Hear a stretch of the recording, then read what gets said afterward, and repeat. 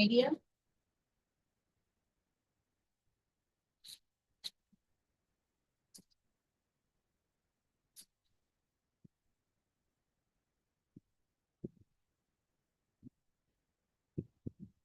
What is alternative assessment?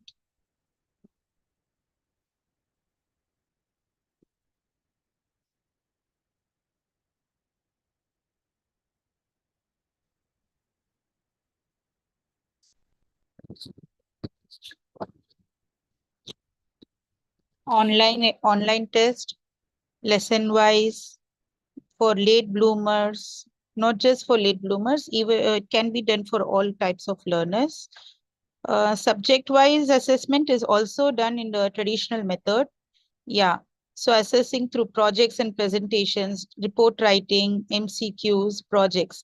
Okay. So you have already listed down some alternative methods of assessment. So today we are going to discuss and see some examples of alternative assessment, how we can make use of it, and what are the benefits of using these alternative assessment methods or techniques in the classroom, and how it is beneficial for the students as well as for the teachers will be seeing.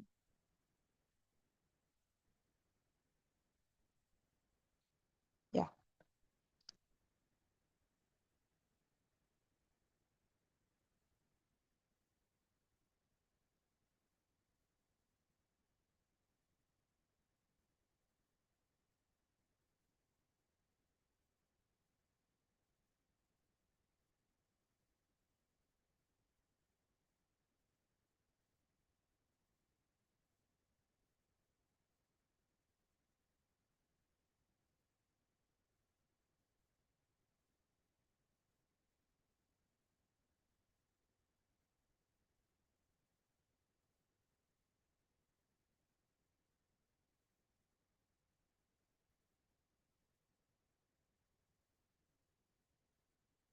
So under alternative assessment, what is it? It is also known as authentic assessment, integrative assessment, holistic assessment, and this is nothing but non-traditional method of evaluating a student's learning. These alternative assessment methods differ from the traditional exams and quizzes in that they focus on a student's deeper understanding and skills rather than their ability to memorize and recall information. So the tests and exams that we conduct, it is generally held at the end of each term. Yes, and it only analyzes or assesses the students' learning and recalling ability, how their ability to memorize something and to recall that information. It tests more that kind of thing. But to understand the deeply how well the student has captured or understood the concept, how well the student will be able to apply or create on that based on this learning, that can be done mostly through these alternative assessment rather than the traditional methods of assessment. So the difference between the traditional and alternative assessment: one shot standardized exam, and this alternative assessment is a continuous long-term assessment. So we did not wait for the term end or the week or at the end of a semester or the end term to assess the students. It is a continuous process. It also helps in understanding whether the teaching process has effectively reached the students. It also helps us assess our teaching, whether it was effective in reaching the students, whether students able to understand it.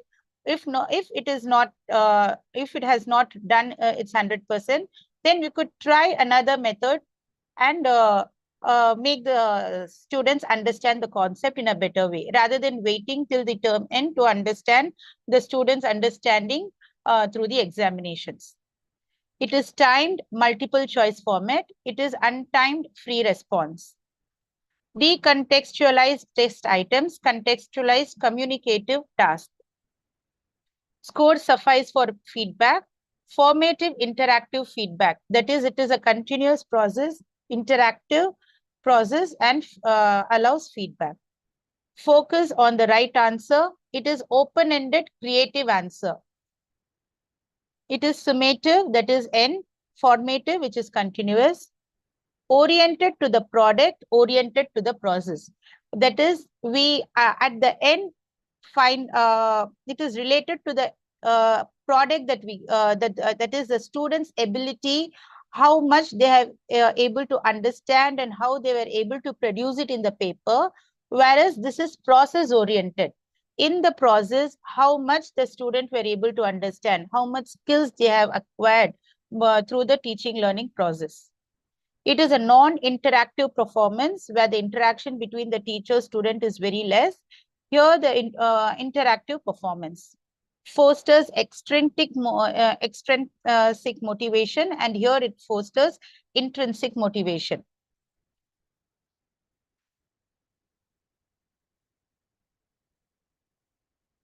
Yeah. So the traditional method of assessment, it relies on forced choice, written measures. And whereas in alternative assessment, they promote integration of various written and performance measures, not just written, but also it can be any kind of presentation or a project or a arrival at a solution or anything. Relies on proxy measures, that is indirect measures of student learning to represent target skills. Here it relies on direct measures of target skills. Encourages memorization of correct answers, the traditional method, whereas here encourages divergent thinking and in generating possible answers. So here we can see students engaging in critical thinking, creative thinking, problem solving ability, collaborative activities, etc., in order to prove their how much they have understood the concept. Here in traditional method, the ultimate goal is to measure acquisition of knowledge.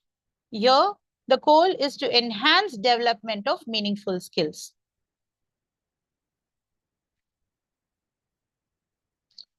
So advantages, they provide a means of assessing valued skills, that is abilities, competencies in the students.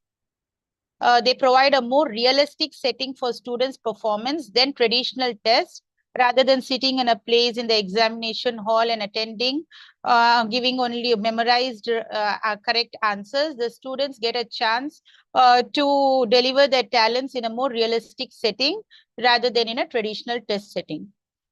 They focus on student performance and the quality of work performed by the students. They can easily be assigned with established learning outcomes. Process can be costly in terms of time, effort, equipment, materials, facilities, or funds, but it is more effective in measuring the students' skills and abilities and fostering more skills in the students. So let us now look on to the different alternative assessment types. Some here, some mentioned here are performance-based assessments. That is examples like projects, exhibits, role-playing, experiments, demonstrations. Open-ended questions, writing samples, okay, and interviews. So under these category, let us see some specific examples. So the different tools and techniques used in classroom assessment are like observation, checklist, portfolio, anecdotal records, rating scales, questionnaires, and interviews. So first, let us look into observation. What is observation? It is a continuous process that the teacher does, observing the students, their behavior when a task or a group activity is assigned, behavior of the students throughout the teaching learning process. The teacher observes minute changes in the students when she is observing. Okay, so observation is a visual method of gathering information on activities, of what happens, what your object of study does, that is a student does, or how the student behave. So from the earlier history of scientific activity, observation has been the prevailing methods of inquiry. To understand more about the student, observation plays a very vital role. So the characteristics of observation here, it is at once a physical as well as a mental activity. It is selective and purposeful. It is systematic. Observation is specific. It is objective and quantitative. The record of observation is also immediately. So if the teacher finds some kind of improvement, in positive improvement or any kind of changes in the students, the teacher records it immediately. It is verifiable. Behavior is observed in natural surroundings, okay, not in traditional settings where the student behaves deliberately in a well-mannered way. Here in the natural surroundings, the teacher observes the student's behavior and performance. It enables understanding significant events affecting social. It determines reality from the perspective of observed person himself.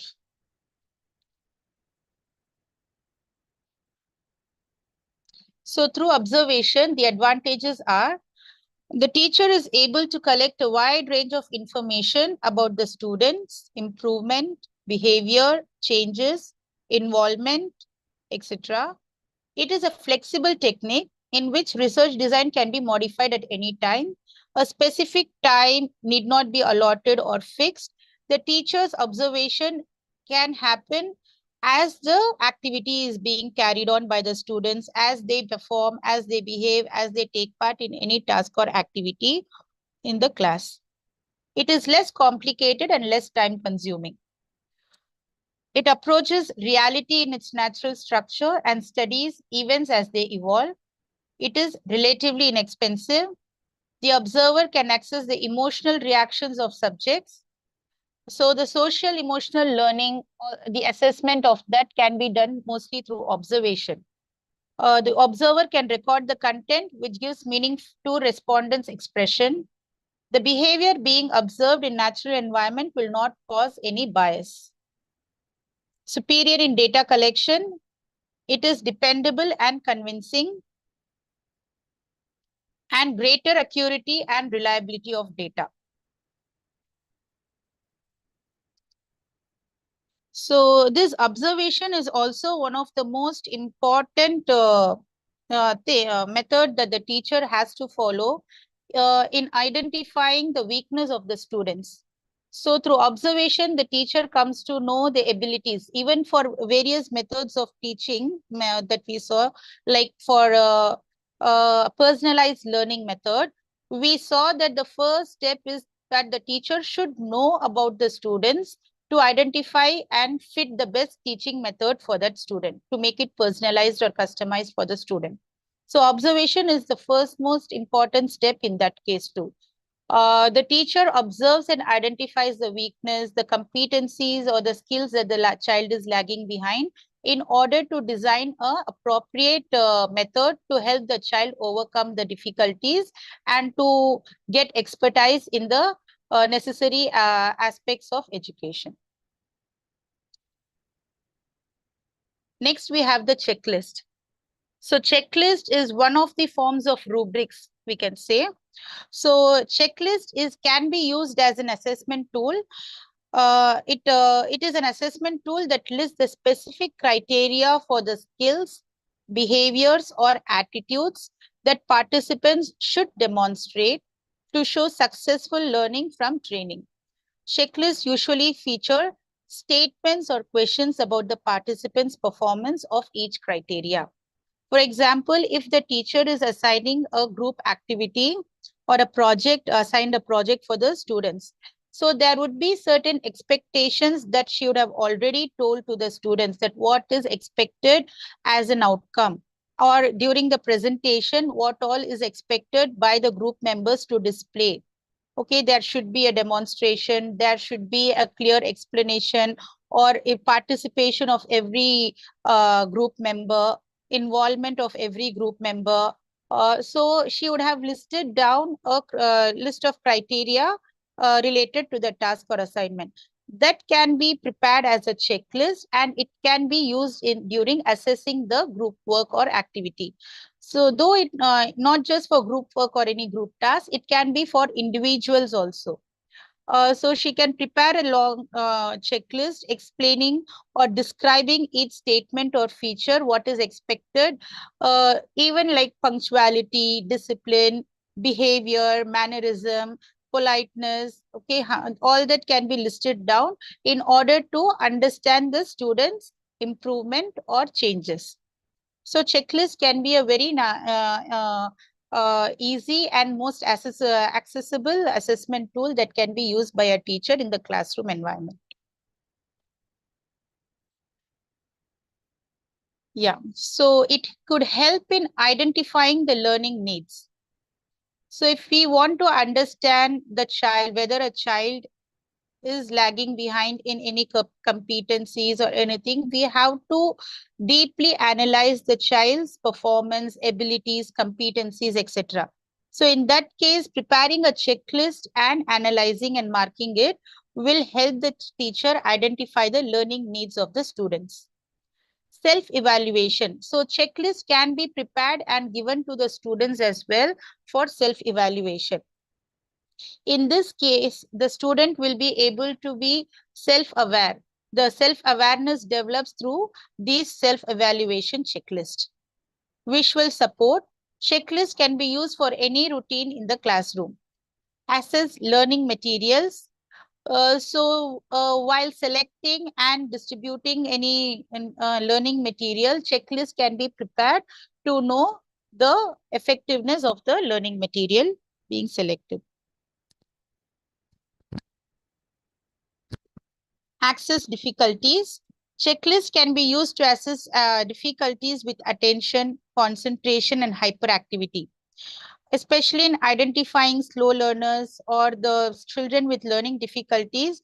Well-prepared checklist will be very, very helpful in identifying what area they are lagging behind, what competency they are lacking, what skills have to be improved in the children, which will be very helpful. Yeah. So some tips for using checklist in the classroom. Ensure that the statements are clear and clearly observable. Encourage students to input on criteria. Date the checklist to track progress over time. Also leave space for comments. Identify the key skills, behaviors, or attitudes in a learning outcome. Write a sentence or a question for each description. So in this way, we can make the use of checklists effectively in observing the students and helping them.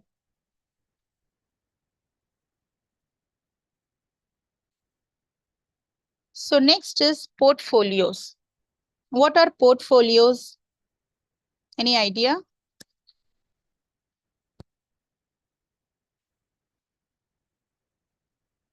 You can use the chat box there. What are portfolios?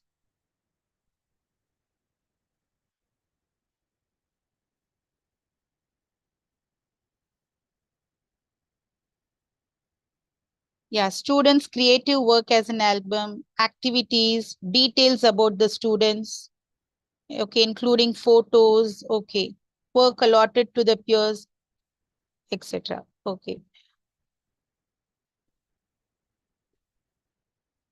So portfolios are nothing but the students presenting their work in a creative manner. They are a collection of a student's work. In that, portfolios can be used as an alternative assessment tool in the classroom. They can be a good way to assess a student's knowledge, performance, and development over time. The students record all their achievements, including their participation, including their performance in the examinations or tests or any assessment, including sports, including any kind of activity. Okay, including, they also include their strengths, weakness, their interest, abilities, etc. Okay. So by making students prepare their own portfolios, a teacher can understand what are the skills or the hidden talents the children are possessing, which could help the teacher pull out the students from their comfort zone and help them come out and perform and fare well in all areas. So portfolios can also help students feel more in control of their learning and improve communication between students and teachers.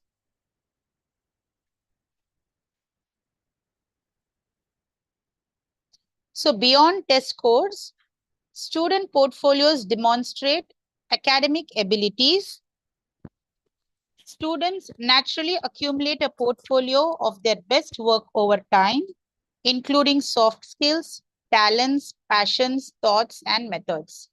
So based on subject wise also, we could ask the students to prepare portfolios where they include all their learnings, their achievements, their performance in various tests, their assignment work, their submission work, everything in detail with proof like photos and photocopies, etc.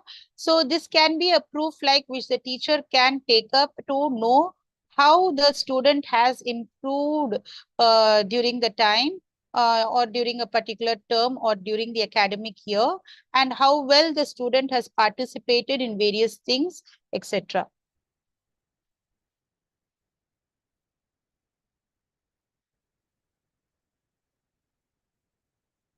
So some of the benefits of making or assigning portfolios to students are student ownership. Portfolios allow students to take ownership of their work and make choices about what to include. Showcase of work. Students get a chance to showcase their best work, their abilities, their ideas, their thoughts, their achievements, etc., and how they have progressed in it over the time. Then concrete representation. They can provide concrete examples of students' performance with proof that can be used to enhance communication. Multiple forms of assessment. So portfolios can include many different types of assessments such as reflection, works in progress, and self and peer assessment. So all kind of assessments can be included in the portfolios.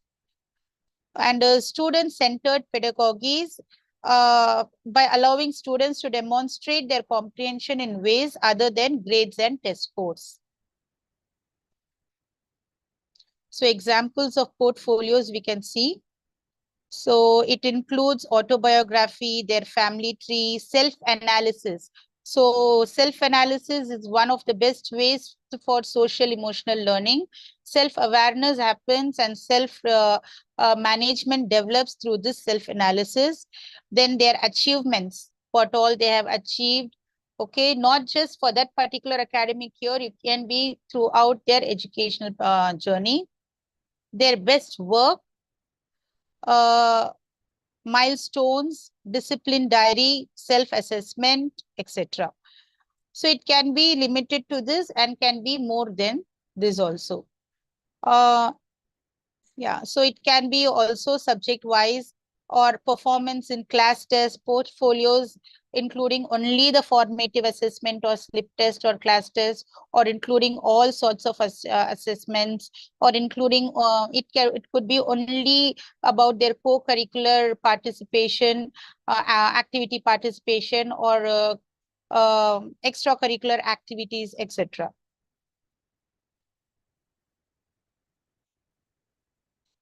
So this was all about portfolios. Next, we have anecdotal records. Any idea what is anecdotal records? You can write. You can write your answers.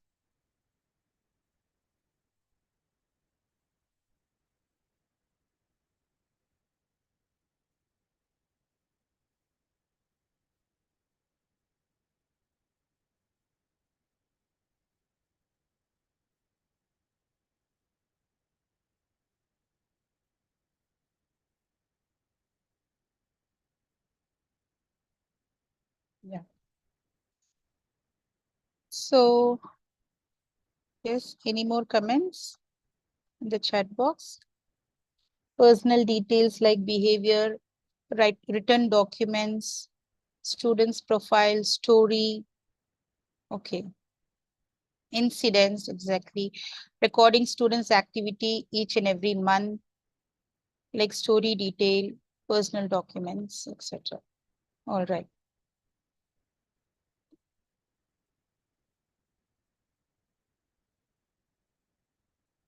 So just like the portfolios, anecdotal records are also written documents, but by the teacher, not by the students.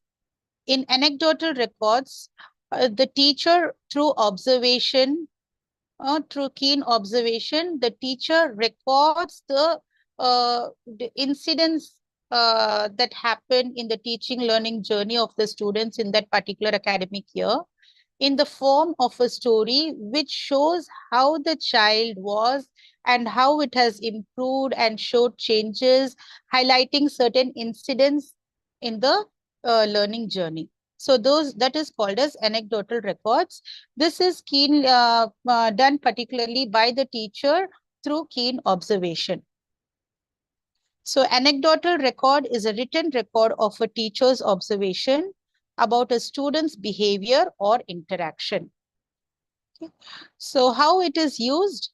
Teachers can use anecdotal records to assess students' achievement, evaluate work products, measure progress.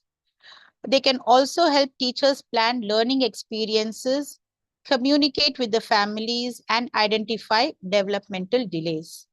So this is just a form of recording the observations, important incidents that happen in the teaching learning process or in the classroom environment or anywhere that would help the teacher understand and analyze the student behaviors, improvement, achievement throughout the academic year. So anecdotal records should describe objective observations of student behavior and incidents, including details about what happened, when, and the circumstances when it happened. They are intended to provide insights into a student's personality and development over time. So how to make it effective? Anecdotal records are most useful when they are specific, objective, and focused on set criteria. So if you're focusing on the students' understanding, in assessing a student's understanding level in a particular competency or a skill or a concept, then the observation should be based on criteria relevant to that. They should include a factual description of what happened, when it happened, and under what circumstances it happened. So it could be like the teacher could say, when there was demonstration, for example, any science activity. So when students were made to learn with hands-on experiment, the child came out with excitement and involvement was observed.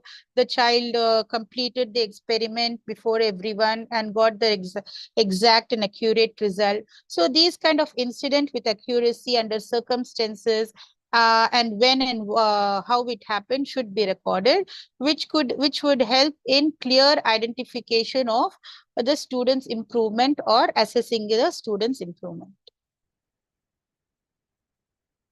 So this was about uh, anecdotal records. So next, moving on to rating scale.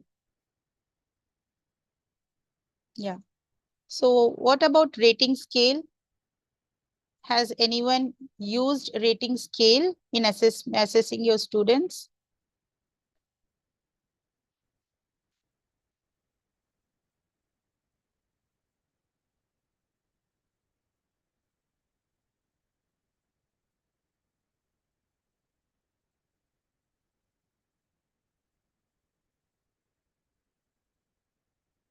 Yeah, rating scales can be used to assess the performance, student statements, involvement-wise grades, giving number about child performance, yes. So all these are ratings. Okay.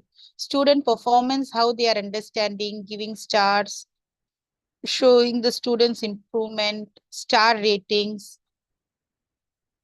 Okay. Attendance wise, like punctual and participate, rubric based rating scales. Yeah. So subject wise, grade wise, etc. Learners performance. Okay. Weekly badges can be rewarded. Yeah. Mark allotment depending on their performance. Okay. So rating scale, let us now see a little about rating scales and different types of rating scales that can be used in the classroom environment for assessment.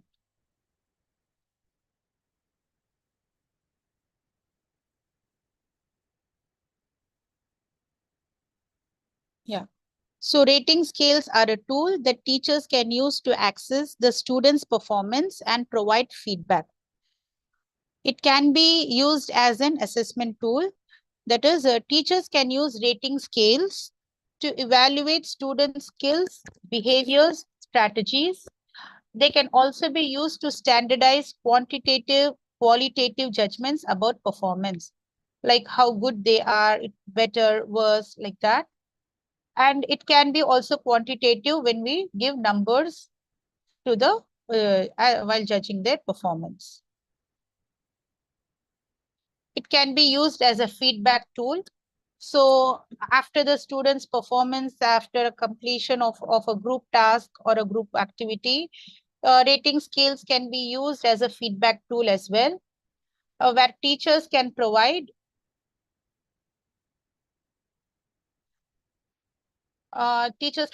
written or verbal feedback instead of or in addition to a score or a letter grade.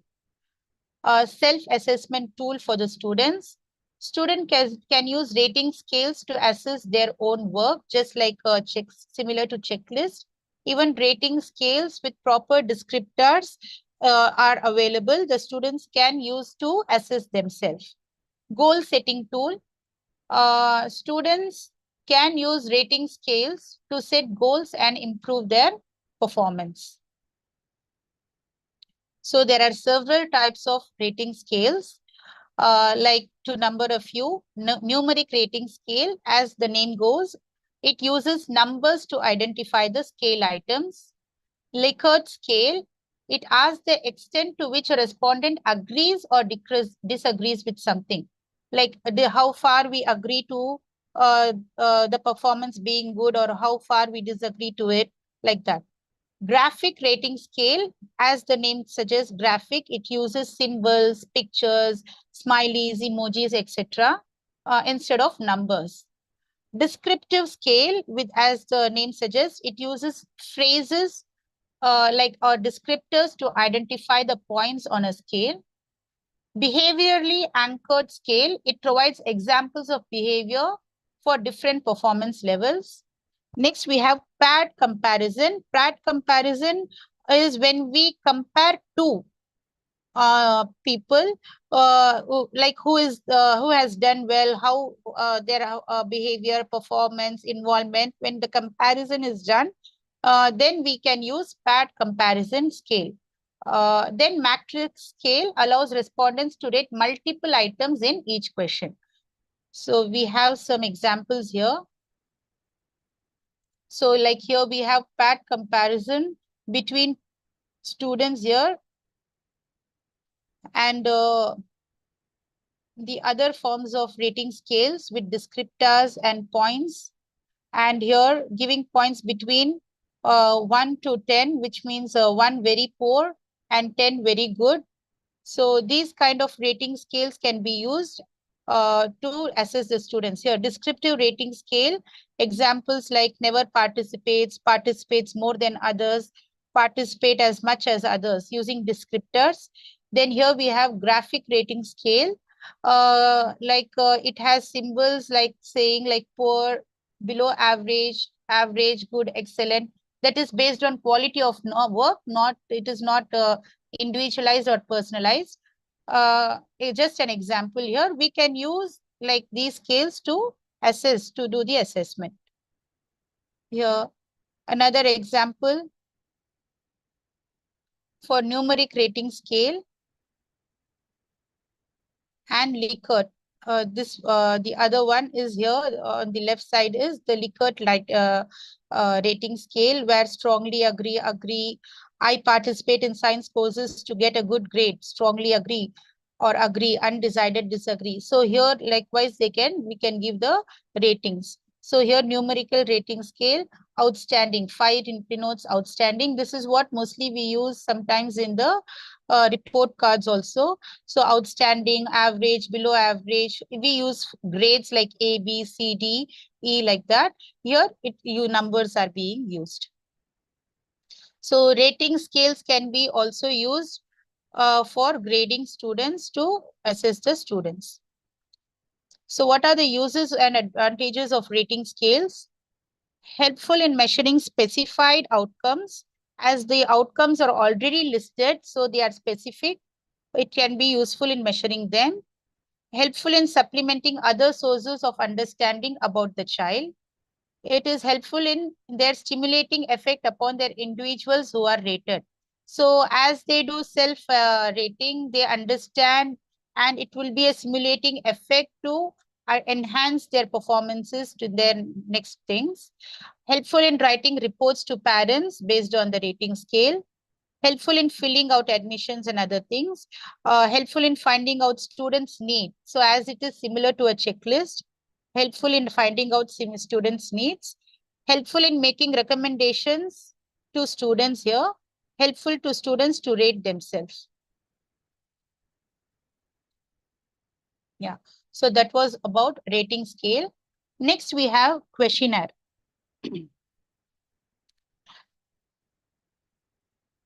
So what are questionnaires? Have you used it before?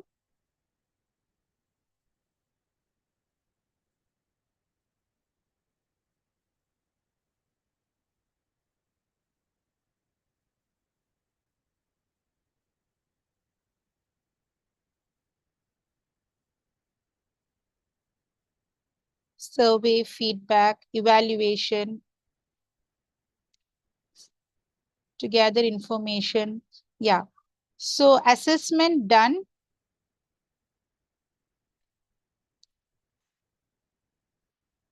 with the help of questionnaires. The questionnaires can be like multiple choice questions, or it could be descriptor type questions, etc. So questionnaires are a useful tool for gathering information from students. So what questionnaires can provide is, they can provide structured and objective data about students' perceptions, ideas, attitudes, excuse me, and behaviors.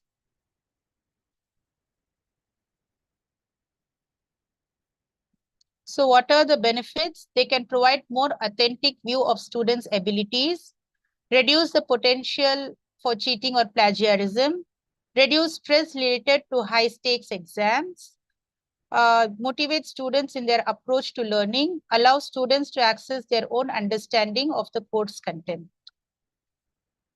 Yeah, if we take questionnaires, there are two types here: open-ended questions and close-ended questions.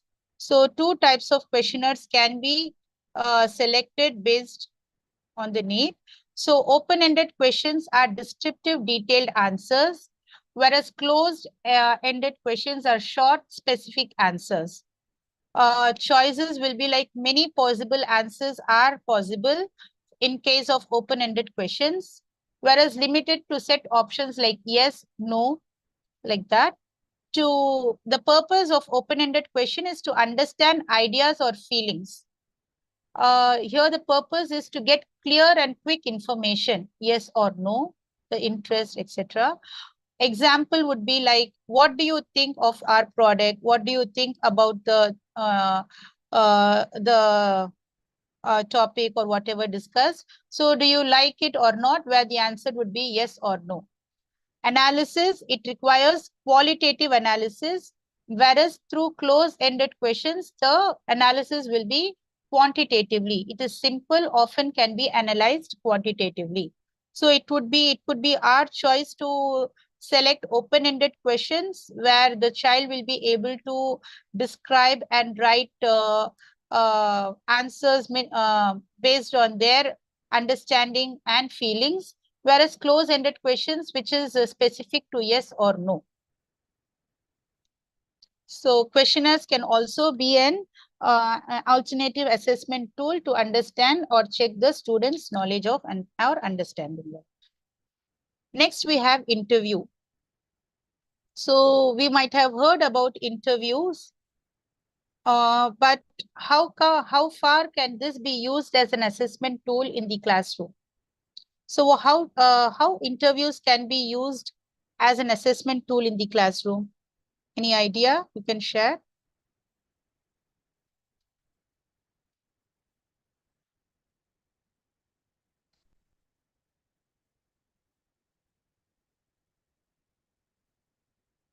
Yeah, Viva builds confidence, instant answers, exactly. Asking questions verbally, not through pen and paper. To understand what a student is, yeah, it is oral.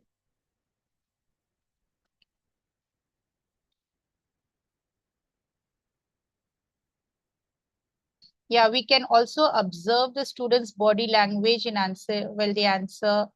Viva, self-intro, quiz questioning, to measure their ideas and knowledge, their understanding of the subject. Yeah, it helps us to know about the students' speech, their communication skill, okay, their confidence level in answering, interest of students, their mental strength. Yeah, it could be helpful for them to explain their work. All right.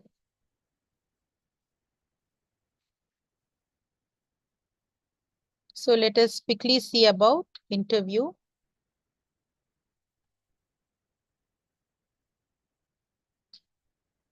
Yeah.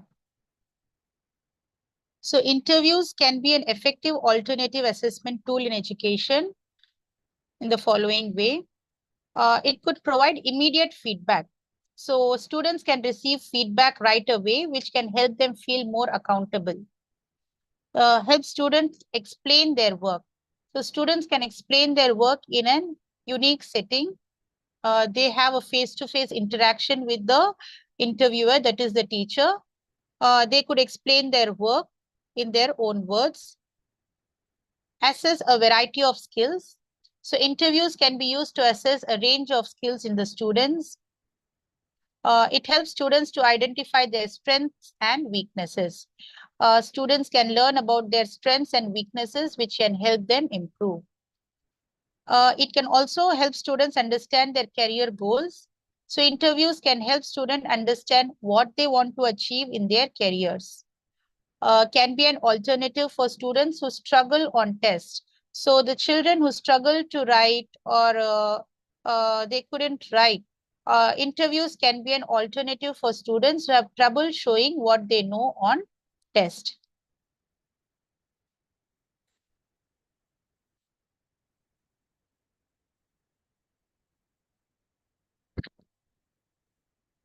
So it was all for today. We had seen about alternative assessments, and in the previous day, each day we have discussed about 4 teaching methods, modern teaching methods. Ma'am, is here.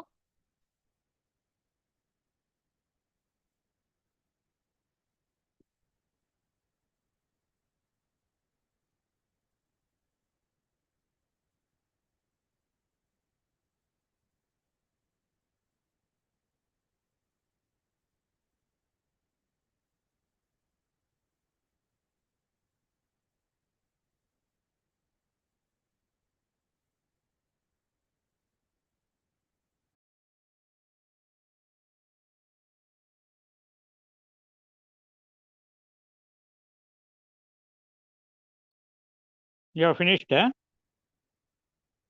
Sabina ma'am, you have finished? Yeah, yes, sir, it is over. I'm just waiting for ma'am to say, Before, and so that we can move to the assessment part. till ma'am joins, No, if ma'am someone is wants there. there, Yeah, ma'am is there, so. is not responding. He may be engaged. Someone can express their view about this program, and after that we will have test and all. Yeah. If someone want to express their view about this program usefulness, because Till then, I'll just try to contact. they, if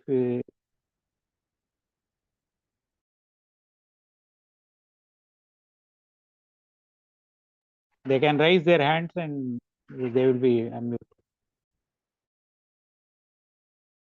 Or they can command on the chat box. You command on the chat box and Sabina ma'am will read it. 1 second, sir. I'll just unmute ma'am.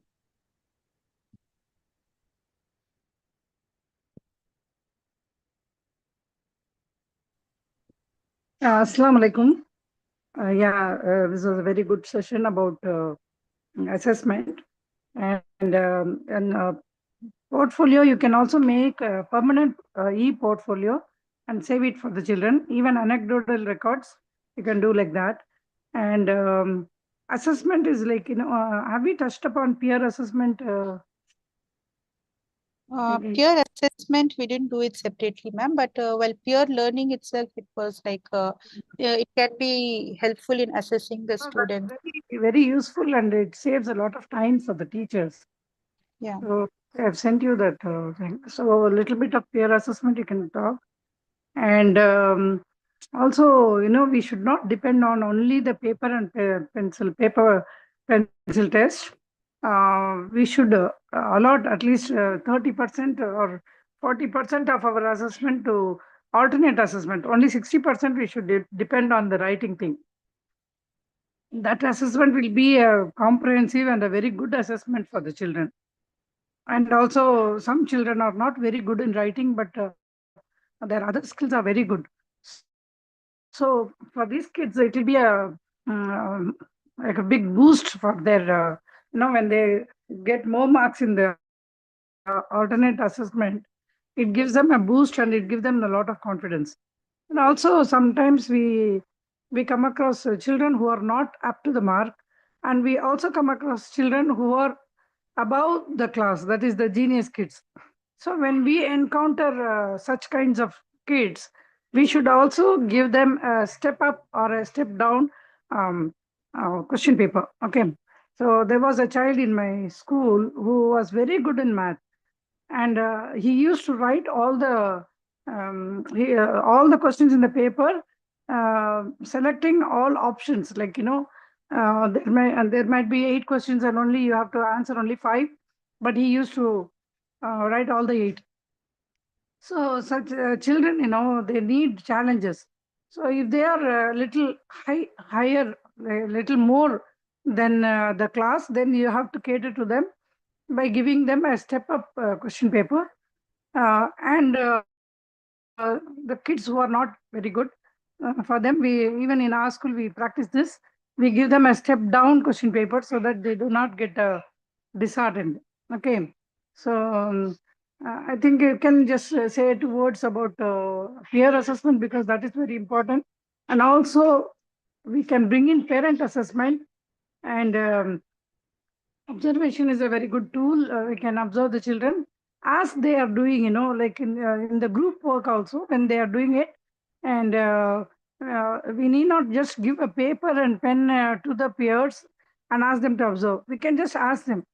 See, you just walk into a class, and when you are supervising, walk into a class and you ask the children, which kid is struggling in math or any other subject. The kids will tell you, these are the 2 boys who are very weak, madam. Like that, they'll tell you. So you need not, that is peer assessment. Actually, by observation, these children know that those 2 kids are not up to the mark. Okay. So these are subtle things, but they are existing inside the classroom environment. Only thing is, we have to be very much aware of these things. So we cannot always take the test score and find out. Maybe some children may just see and write. They may cheat also. We will not know. The paper pencil test will never give you a good idea. Only the alternate methods of assessment will give you a good idea. Okay. So I can just check upon Yeah, if you I'll have see. something important Yeah, I'll share. peer assessment, and then another thing Yeah. is for peer learning and peer assessment. when they are learning, we have learned this concept much earlier, and we have processed it in our mind, and we know that concept very well. I'm sorry, my house is so noisy today. 1 minute. Hey, daddy, so what happens is, when the children are learning, the class is learning a new concept. uh, the kids know where they struggle, what were their challenges, and they will be able to address their fellow kids in the same manner. So that learning is fresh. For us, the learning is very old. So this way, the children are able to reach their classmates and solve their problems. And children also love to learn from their friends rather than from the teachers. I don't know what psychology is that, but that is existing inside the classroom. So you need to always look for this kind of psychology inside the classroom. And maybe when they are telling the stories, they sometimes use some words which are violent or which are like suicidal and all that. Then you should make a note of that. You should be very observant, and the child may need some help. Maybe there is some kind of anxiety which is working there. Okay, so you look for the words the child uses, and that the child has some problem or not. So a happy child only will learn well, and it is our duty to keep the children very happy inside the classroom. And you can use, for the same topic, you can use 2 or 3 methods, because we don't know for which child which system is working. Okay, so you can change those methodologies. You can, for the same topic, you may use 2 or 3 methodologies, and you can reach them.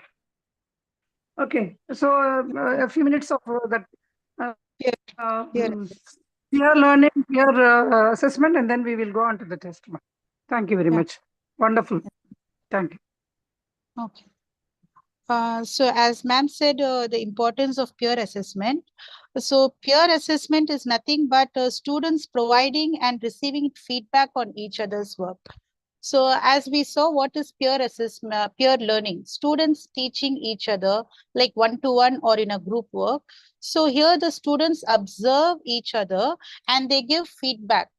Okay, so these feedback help in improving the students' performance, their skills, and their ability. So it is a common strategy we can apply in the classroom, and this can help students develop skills like critical thinking, self-assessment, providing feedback to others, etc.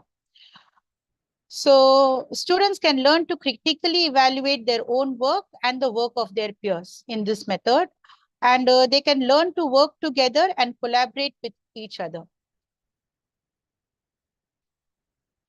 So with the help of the feedback received by the peer members, their students can deepen their understanding of a particular subject or the task or whatever activity they are doing.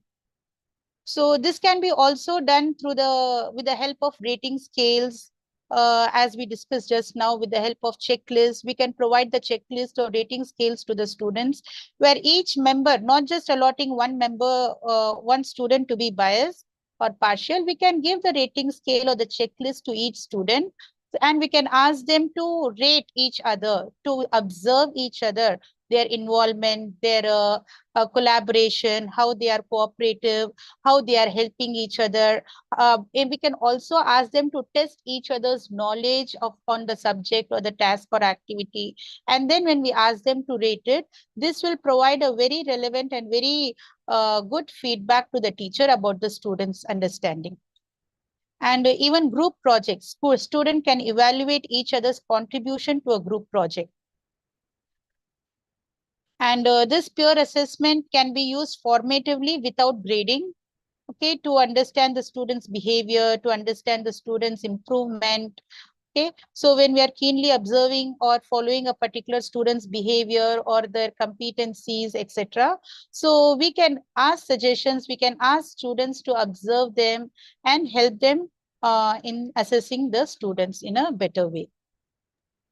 Yeah, even simple things like, a small slip test or something, we can give and ask them to exchange the papers. We always do that.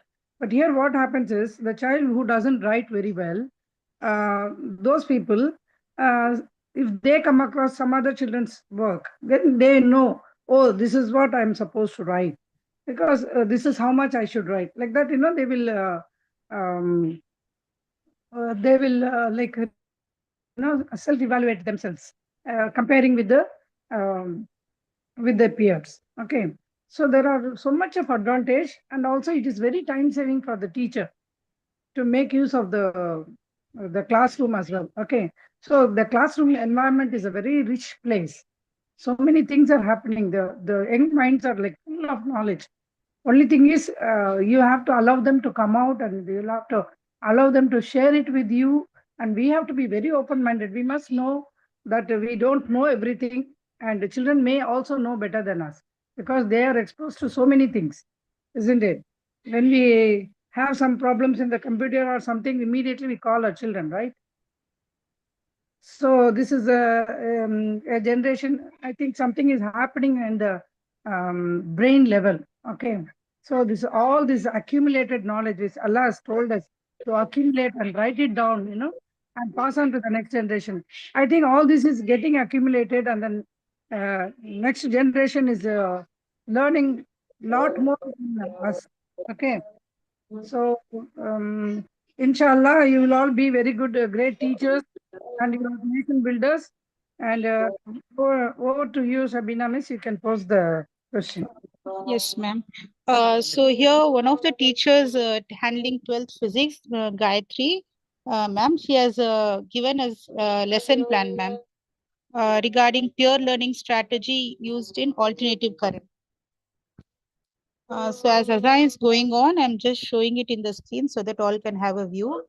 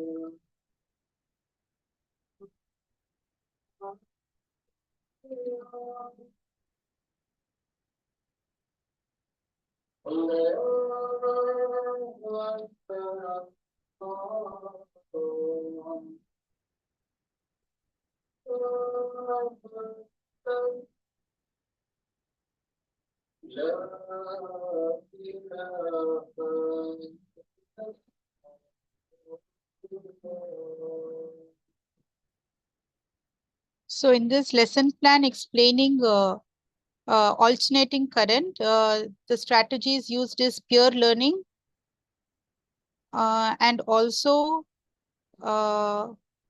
discussion and evaluation.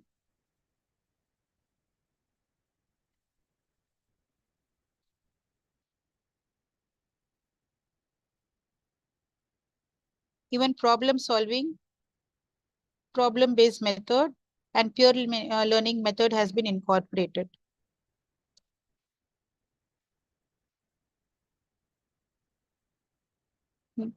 Okay.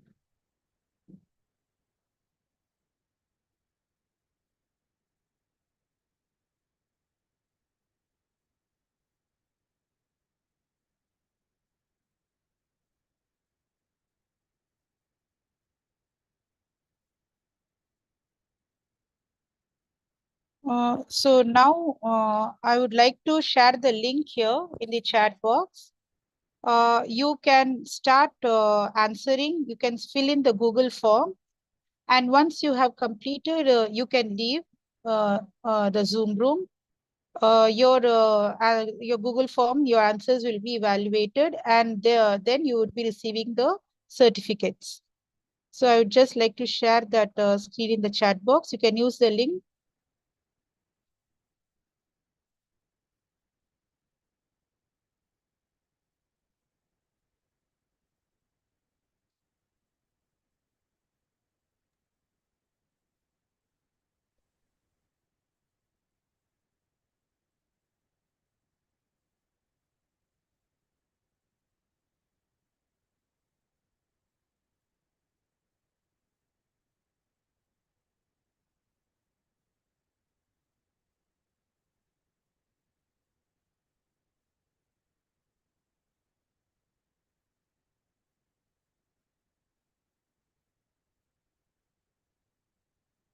I'm showing the link on the screen so that those who are attending through YouTube also can log in through using the link.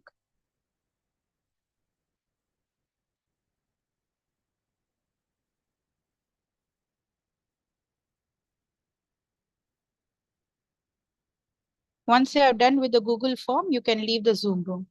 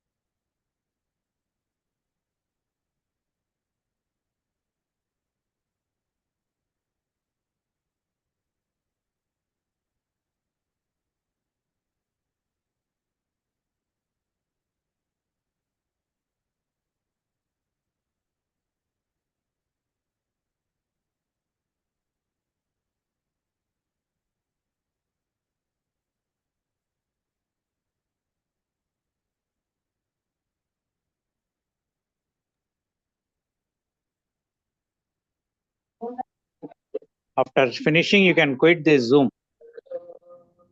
Once you have finished, quit the Zoom.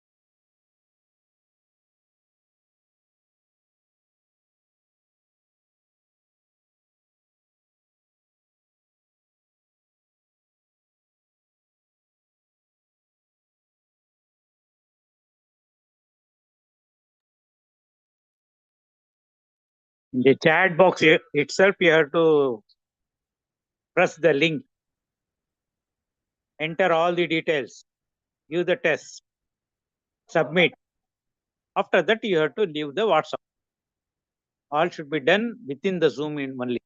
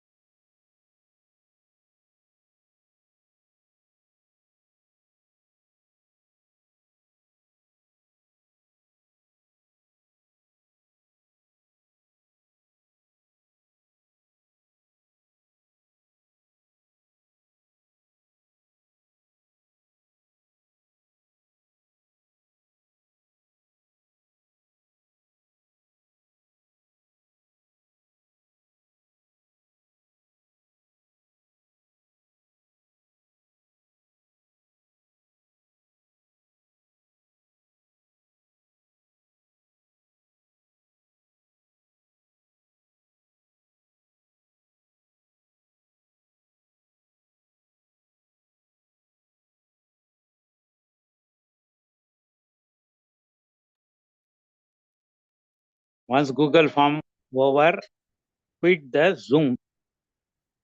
You need not give any messages. Just quit. All your entries will be there in the Google form. You need not give any message also. Another 5 minutes will be given. Quickly finish.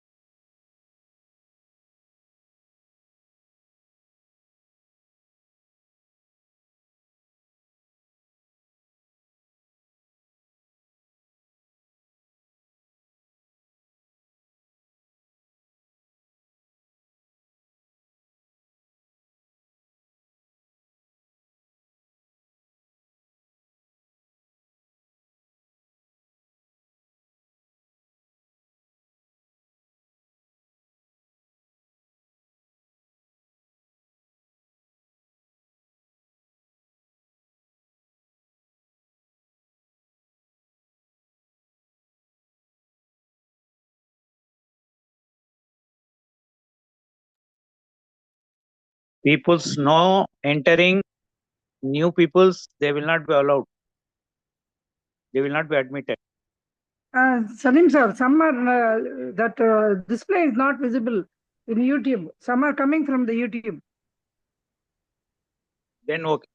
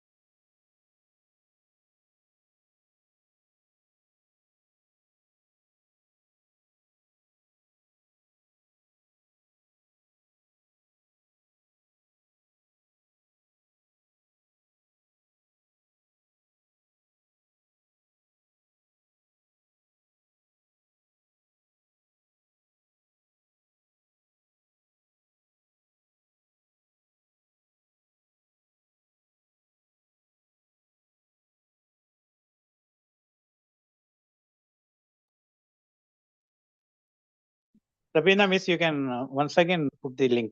It has gone up. Yes, sure. I have shared again now.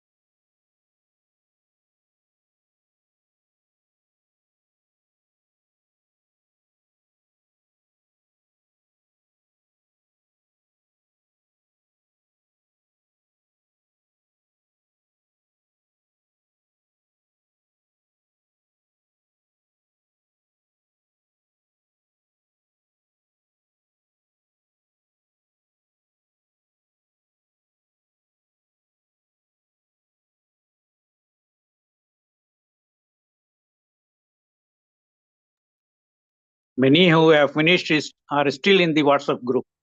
They have to quit immediately. Quit the group immediately. 8 o'clock we will be finishing. 8 o'clock it will be closed.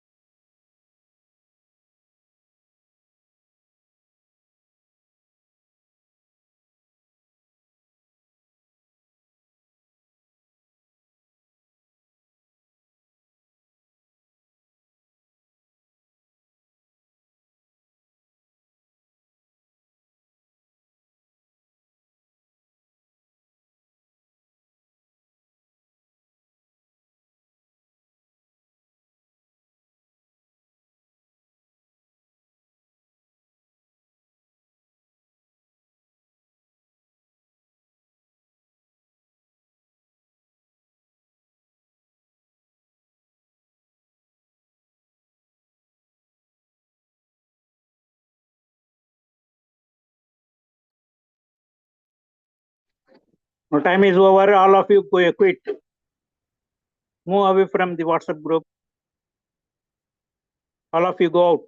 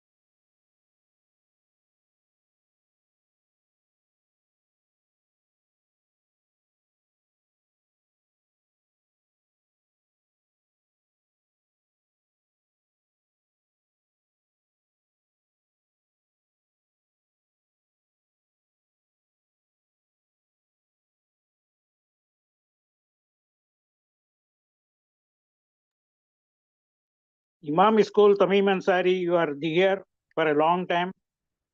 Syed Ali Rabia, Hafizun Nisa, quit the program.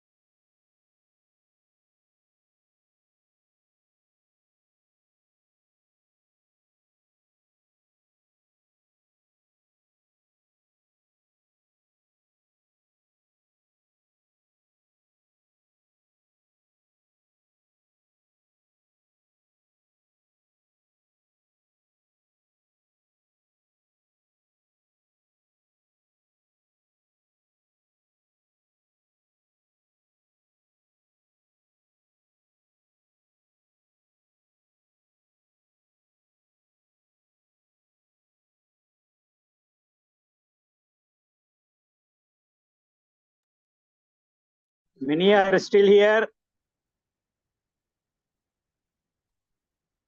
Once finished, quit.